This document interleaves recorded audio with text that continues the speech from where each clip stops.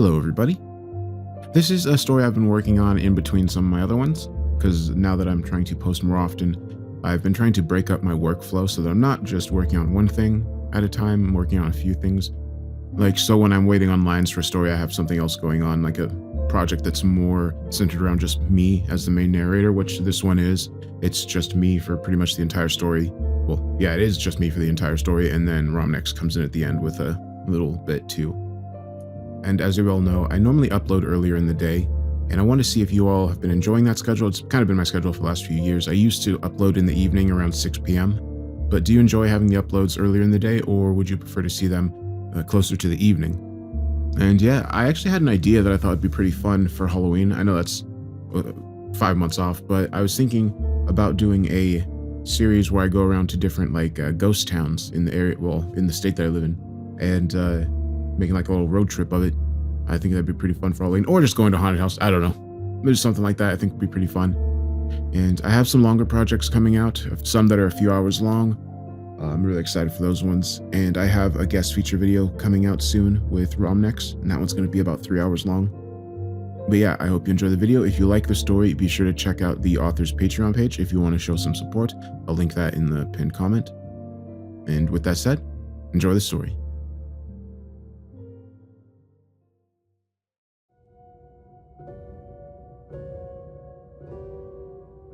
I don't really know why I'm recording this.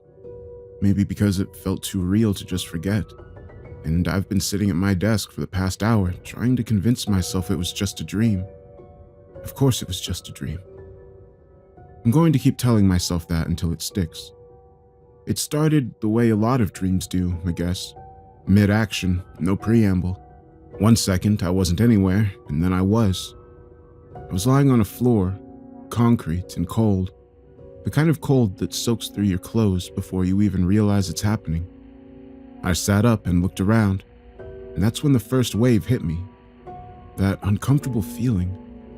I don't have a better word for it than buzzing. Not in my ears, not in my chest, deeper than that. Like something had reached inside me and plucked at whatever's underneath all the meat and bone, and the vibration just wouldn't die out. I kept waiting for it to fade, the way discomfort usually does when you get used to it, but it never did. I sat there the entire time, humming away in the depths of my consciousness. The room was small, maybe 12 feet across, slightly longer than wide, though the corners were uneven, like it had been built by someone who didn't care much for precision. The walls were concrete too, same as the floor, and the mold on them was bad. Dark green in some places, black in others. These wide, blotchy patches spreading out from the corners. The ceiling was low enough that when I stood, I could press my palm flat against it without fully extending my arm. No windows, no doors, no seams that looked like they could be doors. No light fixtures either, and yet I could see everything clearly, which I didn't even register as strange until later. In a dream, you tend not to question that kind of thing right away. The only feature in the entire room, if you could call it a feature, was a hole in the wall. Circular, roughly 6 inches across, sitting at about chest height. I didn't go near it at first. I spent what felt like a long time just pacing the room, pressing on the walls, knocking on them, getting down on my hands and knees to look at the floor for any kind of seam or hatch. Nothing. At some point, I realized, the way you sometimes just know things in a dream, that I wasn't going to find anything. There was nothing to find. This was the room, and the room was it. I knew I was dreaming.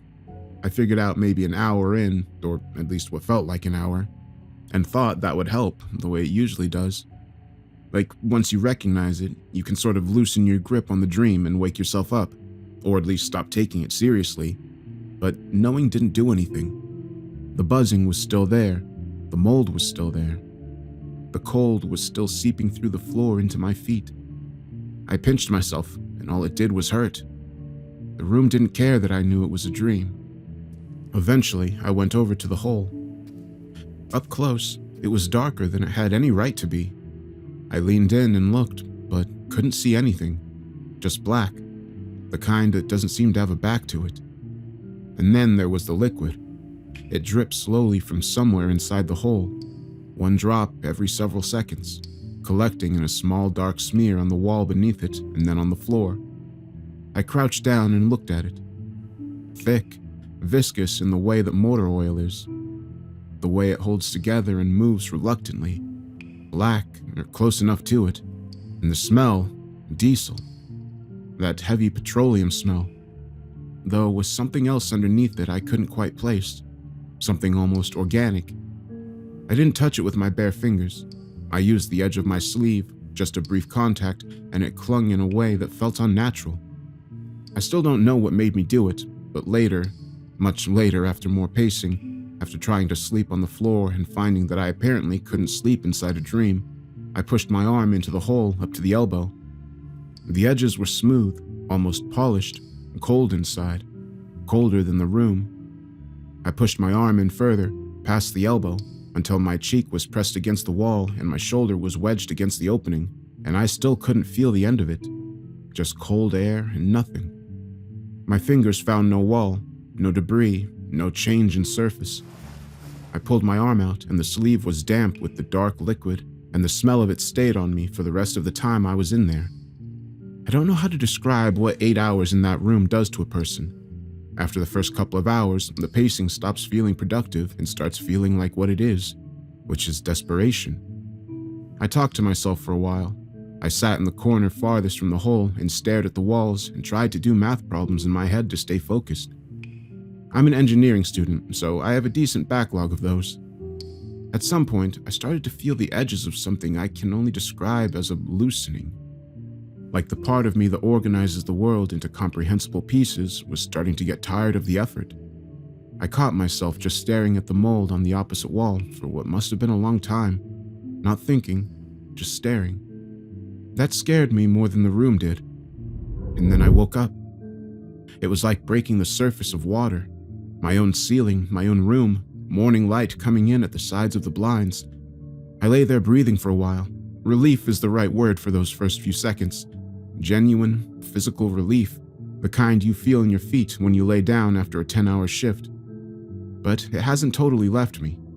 That buzzing feeling. It's quieter now, and maybe I'm imagining it, but sitting here at my desk recording this, I keep thinking I can still feel a faint edge of it, like a sound that stopped a few seconds ago. You're not quite sure if you're still hearing it or just remembering it. It was just a dream. I've got a thermodynamics problem set due Thursday, and I haven't started it. I'm going to make coffee and get to work and forget about this. Hopefully recording this will set my mind at ease and allow me to focus. March 3rd, 2026. It happened again. I told myself yesterday that recording it would help, that getting it out of my head would be the end of it. One strange dream, documented, filed away forever. I almost believed that. I went to bed last night feeling fine, or close enough to fine, and I woke up on that floor again. Same room, same cold concrete, same low ceiling, same mold spreading across the walls in those dark, ugly patches. Same hole in the wall, same endless dark inside of it. For a moment, I just sat there with my eyes closed and thought, seriously, you have to be kidding me. Because I knew immediately where I was. There was no adjustment period this time, no slow, dawning realization. I opened my eyes, knew where I was, and the buzzing started up the same second, like it had been patiently waiting for my return. I noted the slight differences pretty quickly once I started looking. The liquid from the hole was moving faster. Not dramatically, it wasn't flowing, it was dripping. But where the last time I could count several seconds between drops, now they came faster, more insistently, like a faucet that hadn't been fully shut off. The smell hit me sooner too. The same rank diesel smell filling up the small space. Except it wasn't quite as small. That took me longer to notice, because there's no obvious way to measure a room with your eyes. But I walked the perimeter and it felt different. Larger. A foot on each side maybe, possibly less, but enough that when I stood in the center, the walls seemed just slightly farther away than they should have been. And the light, whatever sourceless light had let me see everything clearer the first time, was dimmer. Still enough to see by, but with a flatness to it the first dream hadn't had, like the difference between an overcast day and the very start of dusk. I told myself everything I told myself the night before. "You're dreaming. This is temporary. You'll wake up." I paced. I did the problem set I'd finished yesterday in my head, step by step, checking my own work. I sat down and tried to breathe slowly and evenly. It didn't hold. Maybe 2 hours in, something cracked. I don't know exactly what triggered it. I was standing near the hole, not doing anything, just standing there, and I looked into the dark inside it, and something about the way it had no bottom, no end, no answer to it, just that endless, patient black, hit me in a way that it hadn't until then. My chest locked up, my hands started shaking, and then my arms, and then my whole body was shaking, and I couldn't pull a full breath in no matter how wide I opened my mouth. I slid down the wall and sat on the floor with my knees up and my head down and tried to find the bottom of the panic, but for a long time, there wasn't one. The buzzing got worse. The only thing I can say about it is that it intensified, the way a sound gets louder when you're suddenly aware of it, except this wasn't sound, it was deeper than that. And it got bad enough that it felt like it was coming from inside my skull, from behind my eyes. Luckily, the feeling became strong enough to wake me up. Not gently this time, gasping, sitting right up, hands grabbing at the blanket. 4:14 in the morning, according to my phone. My heart was going fast enough that I could feel it in my throat. I sat on the edge of my bed for a while, waiting for it to slow down, and then I got up, because lying there in the dark didn't feel like an option. I went to the kitchen and ate some crackers and peanut butter, standing over the sink like some kind of anxious raccoon. I went to the bathroom, washed my face, looked at myself in the mirror for a while. I looked fine, normal, a little pale, maybe, but fine.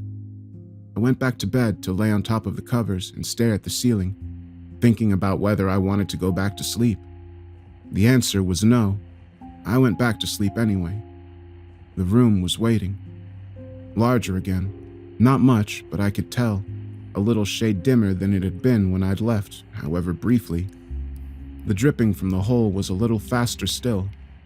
I don't know if those changes happened because I'd been gone, or if they would have happened regardless. I don't know anything about the logic of this place. If logic is even a word that applies. I made the decision, standing there in the dark room at 4 in the morning, or whatever time it was in the real world. I was not going to have another panic attack. Not because I wasn't afraid, I was, but because whatever that spike of fear had done to the buzzing, I didn't want to feel again. So I picked a wall and sat down with my back against it, and I started talking out loud to myself in a low, steady voice. I narrated what I could remember of my thermodynamics notes from the beginning of the semester. I worked through every problem from my homework I could remember. I described, in as much detail as I could, every meal I'd eaten in the last week. I talked about a camping trip my dad took me on when I was 12, described the drive there, the campsite, the specific way the fire smelled. I kept my eyes away from the hole. I kept my voice even. I don't even know how well I succeeded, but I made it through. When I woke up this morning, I laid in bed for a long time without moving. I'm going to the doctor. I don't know what I'm going to say. I haven't figured out how to describe this without sounding like someone who needs a different kind of help than a general practitioner can offer. But I need to talk to someone who might be able to do something about my sleep. Whether that's medication or a referral or just someone telling me this is normal and here's why, I don't care. I'll take any of it. I just need a night where when I close my eyes, there's nothing there. Just dark and then morning. That's all I want. March 4th, 2026. The doctor was nice enough. Young for a doctor, probably only a few years older than me. The kind of guy who nods a lot while you're talking and writes things down with what seems to be genuine attentiveness. I sat on the crinkly paper of the exam table and told him about the dream, keeping it vague, saying it was vivid and distressing and that I was waking up in the middle of the night and having trouble getting back to sleep. I didn't describe the room in detail. I didn't mention the hole. I don't know why. Maybe because saying it out loud to a stranger in a clinical setting would have made it either too real or too absurd, and I wasn't ready for either.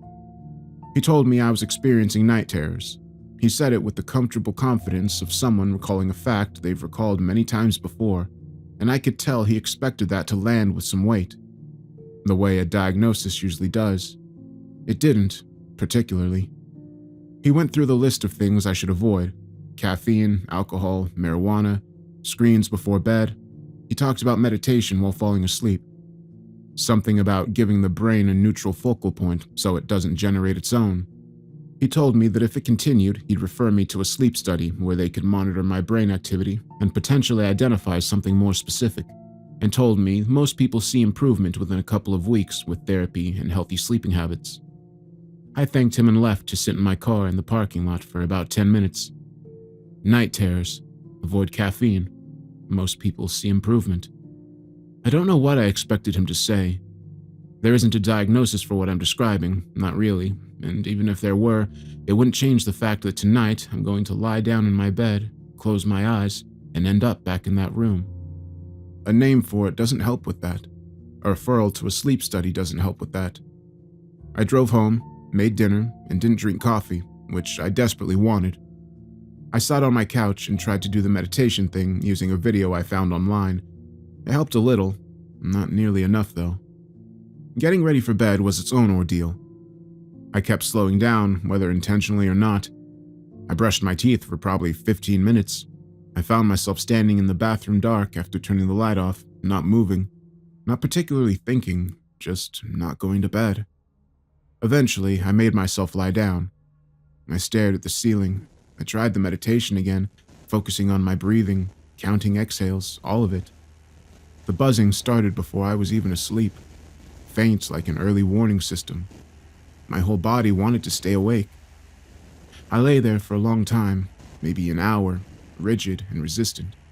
And then, at some point, exhaustion won, and I went under. The room was bigger. I could feel it immediately. The ceiling seemed slightly higher, the walls slightly further, and the light was dull in a way that reminded me of a room lit only by an overcast sky coming through the window. The dripping from the hole was almost a trickle now. Not quite, but trending in that direction. A steady rhythm of dark liquid running down the wall and pooling at the base of it. The pool was small, but it was a pool. Last time it had just been a smear.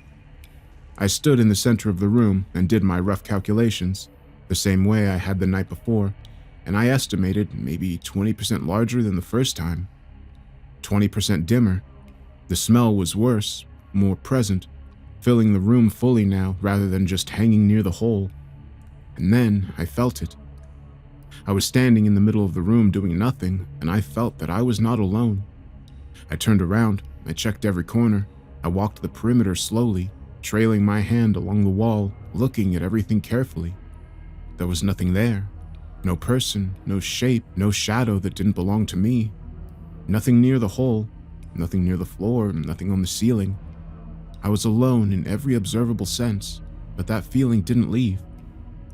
I want to be precise about what I mean when I say feeling, because it wasn't imagination and it wasn't paranoia, or if it was the most fully convincing version of either I've ever experienced. It was the specific sensation of being observed, of being the subject of attention, the way you can sometimes tell without looking that someone in the room has turned to look at you.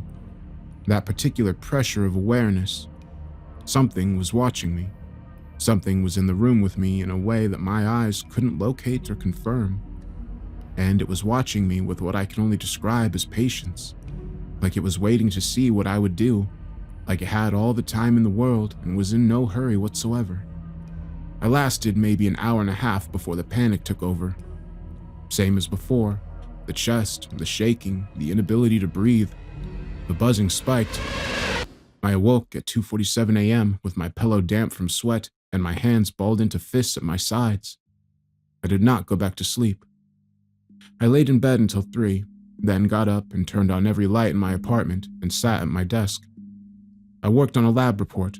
I watched 2 episodes of a show I've seen before. Nothing that required attention, just noise and light and the presence of human faces and speech. I made eggs at 6. I showered and got dressed and went to my 8 o'clock class. I sat through 2 lectures and a lab session today, running on no sleep, just the sheer mechanical momentum of a schedule. I don't remember much of what was covered. Somewhere between the lab session and walking back to my car, I made the decision. I'm going back to the doctor, today, after class. I don't care if he just tells me the same thing again. I need to tell him it's getting worse, and I need him to know that whatever this is, it isn't responding to not drinking coffee before bed. I need someone to take this seriously. I'm starting to think that I need to take this more seriously too, because a part of me has been treating this entire thing like venting, like if I describe it thoroughly enough, it will start to seem manageable. It doesn't seem manageable. Whatever is in that room with me, and something is in the room with me, it isn't going anywhere. And neither, apparently, is the room. March 5th, 2026. The doctor referred me to a sleep assessment next Wednesday. I sat across from him and nodded and tried to look like a week was an acceptable amount of time to wait, and then I asked him if there was anything he could give me in the meantime.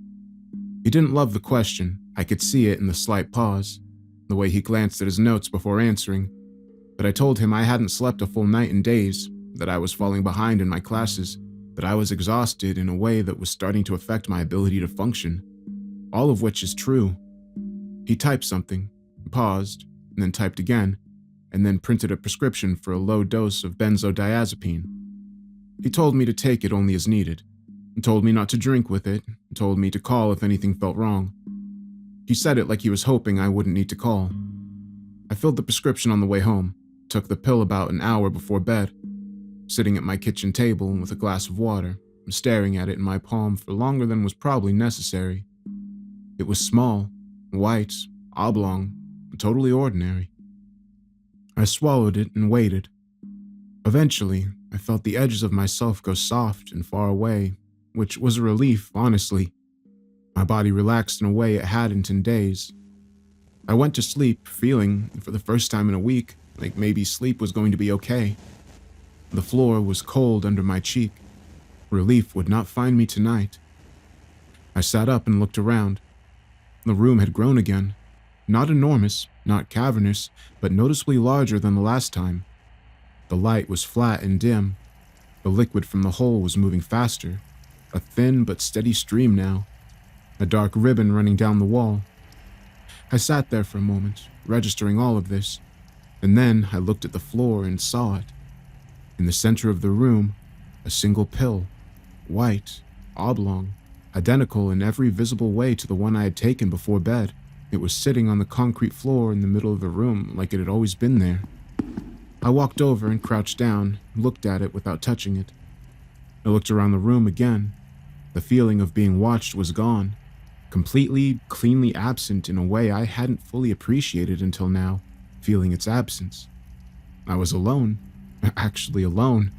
Whatever presence had been in that room the night before wasn't there, and the difference was significant enough that the room almost felt safe by comparison. Almost. I didn't know what to do with the pill. I thought about leaving it on the floor, about picking it up and putting it somewhere specific, about a lot of things. Eventually, I picked it up and put it in the pocket of my jeans, which somehow seemed better than leaving it in the middle of the floor. I decided to measure the room. It was something to do, and it seemed like useful information to have. I took off one shoe and used it as a unit of measurement, walking the perimeter and counting carefully. 30 shoe lengths by 48.5. I repeated the measurement to verify. Same result. I noted the dimensions the way I'd note data from a lab, trying to think of it clinically, like I was running an experiment and this was just data collection. It helped a little to frame it that way. I tried scratching into the wall with my fingernails.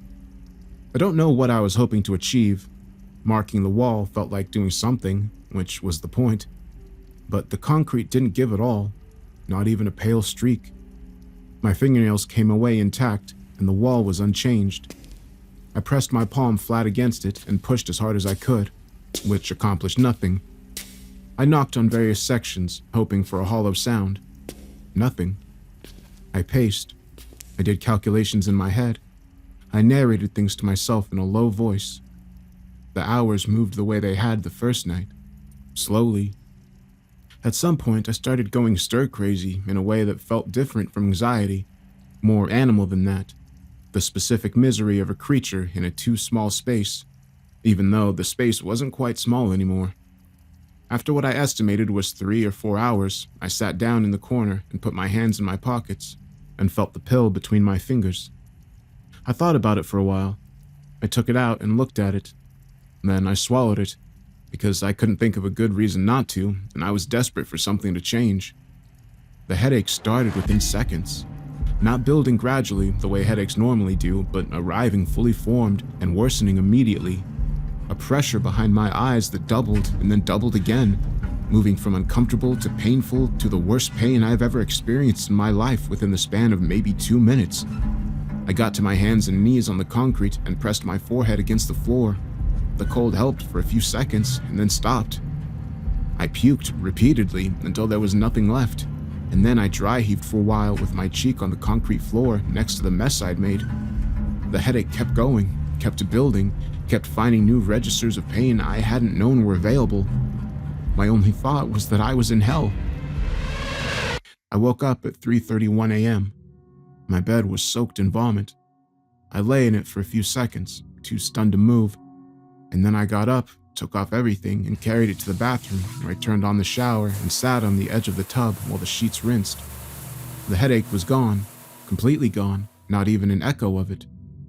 I cleaned everything as thoroughly as I could at 3 in the morning, remade the bed with the spare set from the closet, and sat in the kitchen until dawn. I didn't sleep. I wasn't going to sleep. I went to my classes on autopilot, running on bad coffee and the same grim mechanical routine of a schedule that got me through yesterday. I was fine through the first 2 classes. The third one was an afternoon lecture in a warm room, with a professor whose steady, unhurried voice felt like a melodyless lullaby. I didn't make it. I wasn't even aware of falling asleep. One moment I was looking at the slide on the projector screen, and the next I was on an all too familiar floor.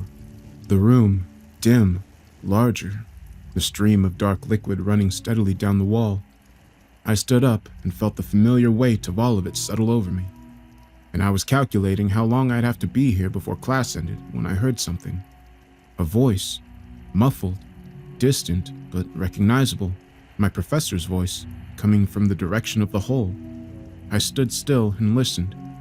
It was indistinct at first, just the rhythm and cadence of a lecture, and then I walked slowly toward the wall and crouched down next to it to put my ear close to the opening without touching it. His voice was clearer. The diesel smell was strong at this distance.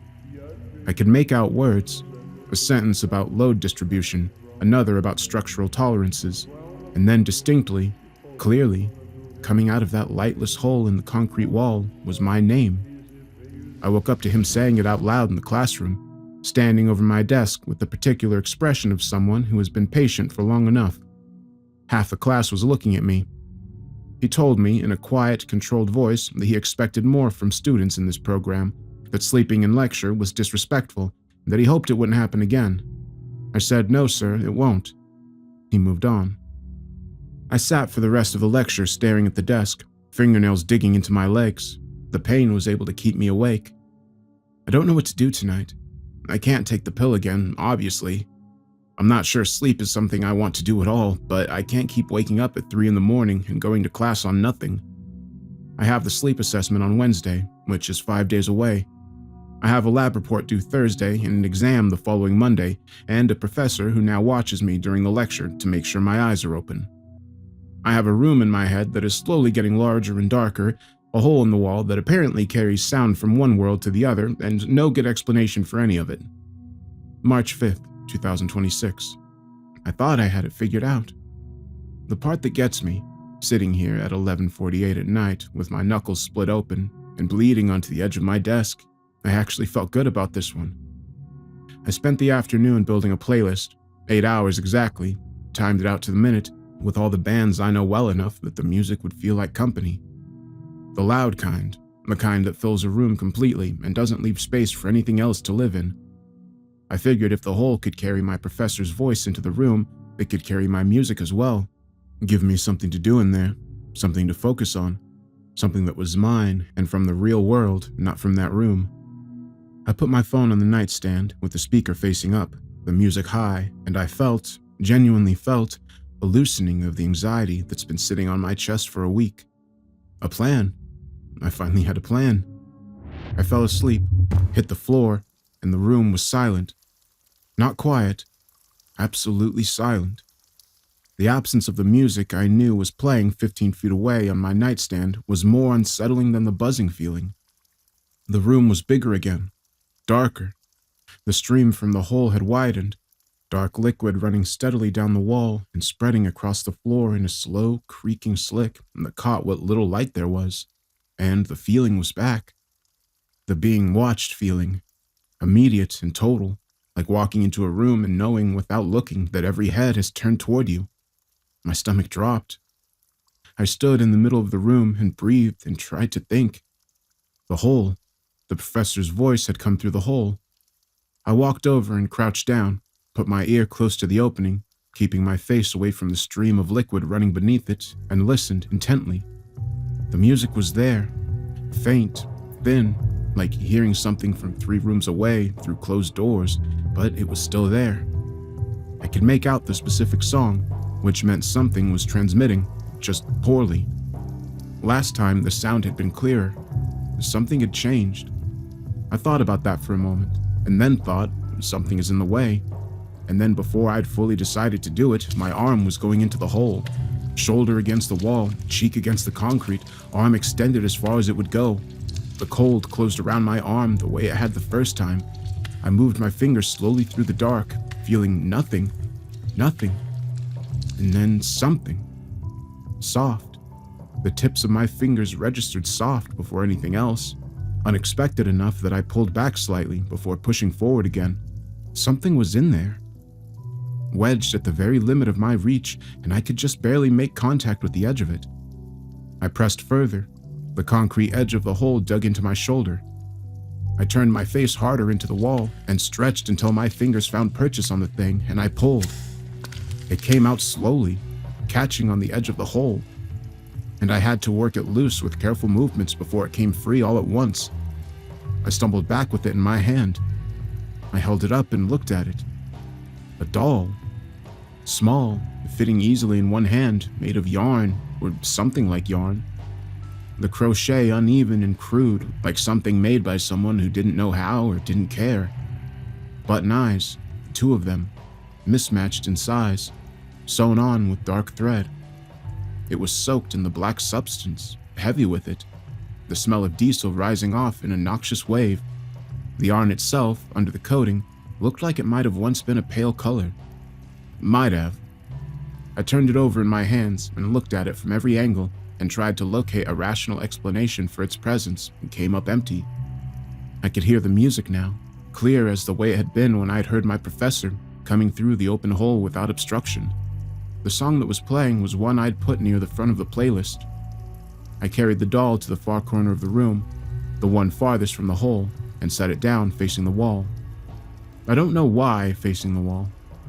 It seemed better than leaving it facing forward. The music started to change. Not the song itself, just the quality of it. A warping, stretching of the sound, like a recording being manipulated, pitches bending in ways that didn't correspond to any of the instruments actually playing. I straightened up from setting the doll down and felt the dread arrive. Not gradually, but all at once. A wave of it that started in my stomach and moved upward. I turned around. The doll was standing. Not fallen over, not propped up against the wall, standing upright on its own in the center of the corner. Its mismatched button eyes were oriented toward me with an intentionality the button eyes on a stuffed figure have no business having. The music continued to warp and stretch through the hole. The liquid was moving faster, noticeably faster. The flow from the hole increasing, spreading further across the floor. I heard the whispers start. They came from the doll. I don't know what language. I don't know if language is even the right word. It was sounds that had a rhythm and cadence of speech, without any content I could identify, layered over each other. Several voices at different pitches all going at once. I stood against the opposite wall and listened to them for a whole 2 seconds before something in me gave way. I hit the wall with my fist. I don't remember deciding to. My hand just moved, connecting with the concrete, hard enough that the pain was immediate and significant, and I hit it again. And then I was hitting it with both hands, not because I thought it would do anything, but because my body had moved past the point of thinking and into something more basic, something that only knew enclosure and threat and the need to get out. I clawed at the concrete. I could feel the skin on my knuckles opening. The whispers were louder. The liquid was spreading fast across the floor, a supernatural cold against my feet. I could hear it in my ears, in my chest, all of it at once. The warping music and the whispers and the buzzing louder than it had ever been, and my own voice making sounds I wasn't choosing to make. And then I felt the wall move. Just slightly, just a give, just the faintest sense of something structural yielding under my hands. Instead of stopping, I stepped back and threw myself at it with everything I had, shoulder first. It gave. I went through it. There was no other side. That's what I understood in the single second I had before I woke. There was no room on the other side, no corridor, no continuation. I was falling, open air, or what felt like open air. A void that had no visible bottom and no visible edges, just an infinite dark in every direction. I looked up because up was the only direction that had anything in it, and I could see the hole I'd come through. The room, the actual room. A pale rectangle of dim light above me and receding. Behind it, attached to the wall where the hole had been, a structure, concrete and massive. The same material as the room, but scaled up enormously. A brutalist bulk of it extending upward and sideways. The room I'd been trapped in for 5 days was nothing more than a tiny cell on its exterior, a single pore on something vast. I woke up from the sensation of falling and hit the mattress. The phone on my nightstand said 11:48 p.m. The playlist was on the 4th song, which meant I'd been asleep for maybe 10 minutes. My hands are bad. I'm looking at them right now as I record this. The knuckles on my hands are split on all the fingers, and the left hand is bruised badly across the back and swollen at the base of the pinky. I should probably ice them. I'll ice them when I'm done recording this. I need to get all this out before any detail fades, because none of this can afford to fade. The structure, the size of it. The room is just a fraction of something that goes on further than I could see in a second of falling through the void. I still have the sleep assessment on Wednesday. That feels almost comical right now. What are they going to find? What is any of this?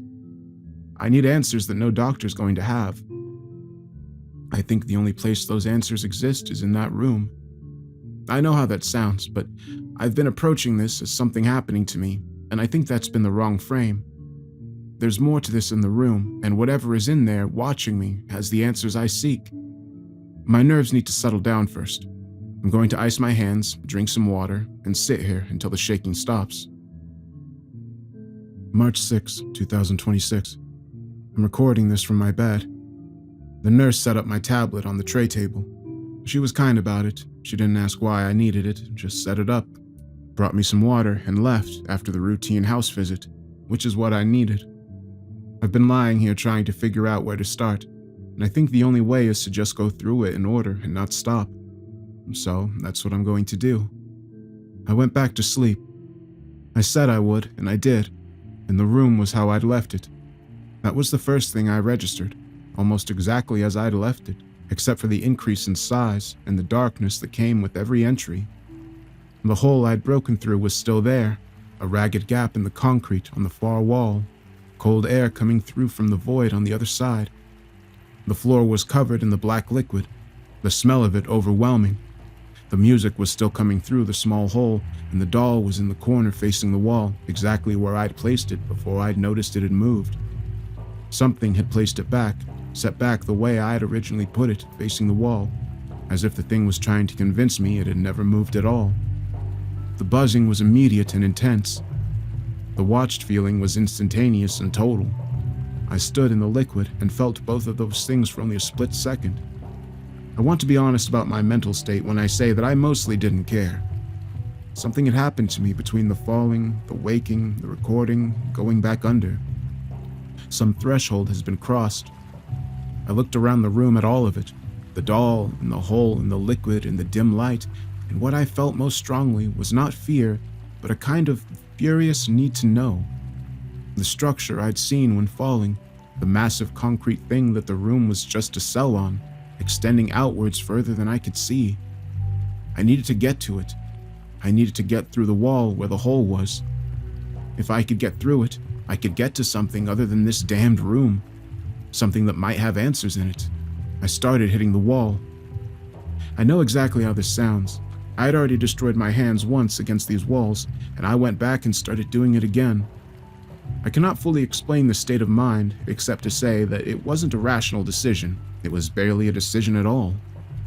The music helped in the worst possible way, filling the room with sound and momentum, and I hit the wall over and over again. The pain was extraordinary, but it was also somehow distant, like it was happening to someone nearby rather than to me. I clawed at the concrete. I used the heel of my palm, I used my elbow, I found a chunk of concrete near the broken wall in the far... I found a chunk of concrete near the broken hole in the far wall and used that, smashing it against the surface until it crumbled in my grip, and I was back to using my hands. I screamed at the wall. I told it to open. I don't remember a lot of the middle hours clearly, and I think that might be for the best. I was consumed by pure rage for what felt like an eternity. The wall didn't move. Not a single fracture, not a single chip. I could have been hitting it for a year and it wouldn't have mattered. I woke up at 12:18 a.m. The pain arrived the way light arrives after flipping a switch. I looked at my hands in the dark of the bedroom. The dark was actually helpful for a moment because I couldn't see them clearly. When I turned on the lamp, I saw them. I called 911 because there was nothing else to do. I stayed on the phone with the dispatcher and didn't look at my hands again until the paramedics came. I watched the faces of the 2 EMTs that came in when they saw my condition. I've been around enough people to know when someone is controlling their expression carefully. They weren't professional. One of them said something reassuring that I don't remember. They got me onto the gurney and into the ambulance, and one of them held my arm still the whole ride because I kept involuntarily trying to move my hands. He just kept telling me very calmly, stay still and don't move. At the hospital, they gave me something for the pain through an IV. The relief was fast and made me feel very far away from everything, which was exactly what I wanted. A doctor came and looked at my hands for a long time without speaking, and then told me in a direct and serious voice that they needed to operate immediately, that there was significant structural damage, and that the goal was to preserve as much function as possible. They wheeled me into the operating room and put me under, and soon I was back in that familiar place before the ceiling of the operating room finished fading. Exactly as I'd left it, again. Liquid on the floor, doll in the corner.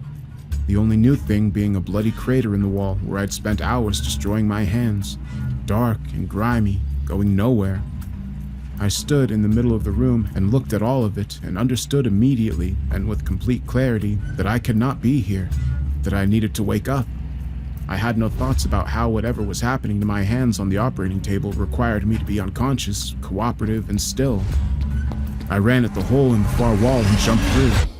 The void, the falling, the stomach drop of open nothingness, and then the operating table. I came back, gasping and thrashing about. The voices around me were all alarmed and immediate. Hands on my shoulders. Someone saying my vitals were spiking, and someone else saying more. They held me down as my body fought against the anesthesia, but it was no use, and I fell back under. I was back in the room. I ran through the hole, falling, table, voices, darkness. I don't know how many times I did this. Each time I broke the surface, they pushed me back down, and each time I came back from the room, the doll was in the corner, and the liquid was on the floor, and the bloody mark on the wall was there, and the buzzing was there, and the presence watching me was there. After a while, I didn't run for the hole. I don't know if I'd run out of the impulse or if some part of me understood that I was making things worse. I just stopped. I sat down in the middle of the floor in the black liquid and stayed there. The doll turned around at some point. I watched it happen, slow and mechanical, pivoting on whatever it uses instead of feet until the button eyes were pointed at me. I looked back at it. The liquid crept up from around me where I sat, soaking through my clothes, cold and thick and smelling the way it always smells. The whisper started eventually, layered and directionless, coming from the doll and from the walls and from somewhere that wasn't a location at all.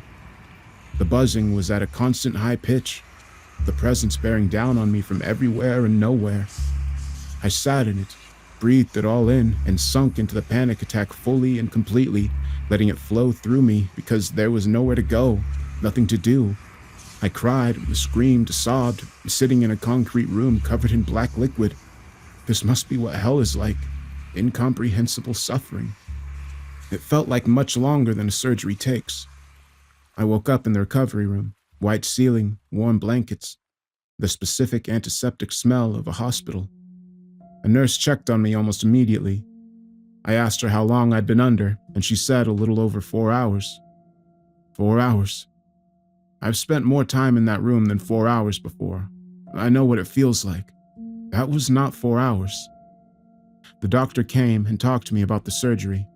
Significant damage, multiple fractures, tissue loss. 2 fingers on the right hand cannot be saved. He told me my hands would require extensive rehabilitation and that full function was unlikely. He told me that it was important that I was honest with him about what had happened. I told him I'd been sleepwalking and hadn't realized what I was doing until it was too late. He looked at me for a moment, obviously not believing me, and wrote something down before nodding and leaving. I'm not going to sleep. I want to be clear about that. I want to record it so I can hear it later when I've forgotten. I am not going to sleep. I don't care about the sleep assessment on Wednesday. I don't care what the doctor says about sleep deprivation or cognitive function or any of it. I know what is waiting for me when I close my eyes.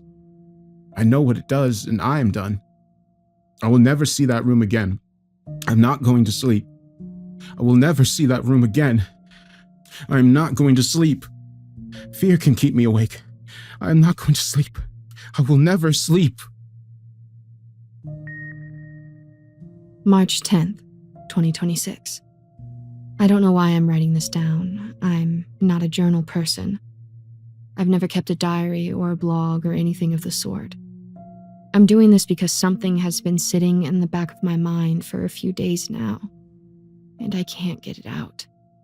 My therapist, who I started seeing after all of this, says that writing things down can help externalize them. So, here I am. This all started when a young man was admitted into the ward I work at. His name was Zachary. I won't use his last name. I don't think that's appropriate, especially with the family's lawsuits still ongoing. But I'll call him Zach because that's what he asked me to call him. And it feels wrong to refer to him as the patient or the young man or any of the clinical distinctive language we sometimes fall into in this profession when things get hard. But I'll call him Zach because that's what he asked me to call him, and it feels wrong to refer to him as the patient or the young man or any of the clinical distancing language we sometimes fall into in this profession when things get hard. He came in through emergency in the early hours of the morning, with his hands in a condition I'm not going to describe in detail. I've been a nurse for 11 years, and I had to take a breath before going into his room. He was 22 years old, an engineering student. Before everything happened to him, he was, by all accounts, a perfectly normal young man with decent grades and a full life ahead of him. I want to say that first, because by the time most people encountered him in those last couple of days, normal is not the word they would have used. After the surgery, he was moved to a recovery room and then to a standard room on our ward. The plan was to stabilize him, manage his pain, and arrange a transfer to an appropriate facility for psychiatric evaluation. That was the plan. He refused to sleep consistently and completely. We would administer sedatives as prescribed. He would go under, but then, within a few minutes, he would be awake again, thrashing about and destroying everything around him. We just kept increasing his dose of sedative. During the rare occasions when he was lucid, he talked, mostly to me, for whatever reason. I think it was because I was the one who set up his voice keyboard and he associated me with being listened to. He talked like he knew exactly what he was saying, but all that came out was incoherent nonsense. Sometimes I'd catch a glimmer of a half-baked thought about a hole, a doll, or some kind of black liquid. None of it really ever made any kind of sense. The lawsuit. I'm not going to say much about the lawsuit except that the family has grounds and I hope they get what they're seeking. I'll leave it at that. What happened with the sedative dosage was not my shift and not my error. I have given a full statement to the relevant parties. Zach was 22 years old. He was afraid to sleep. He spent his last coherent days fighting as hard as he could to stay awake. And then he wasn't awake anymore. And there was nothing anyone could do about it. I said I'm writing this because something is sitting in my mind and won't leave. It's something he said. One of the times he was lucid and talking, 2 days before the end. He was looking at the ceiling, and he said it almost to himself, not really to me. He said, "There's a hole in the wall, and I think it goes further than the room. I think whatever's on the other side has been watching for a long time." He said it quietly, not with the agitation he usually had, almost with a kind of exhausted acceptance. I wrote it down on a notepad I had in my pocket because I didn't know what else to do with it. I still have the notepad. A hole in the wall. I had no idea what he meant, but something about it scared me. Last night I had a strange dream. I was in a concrete room.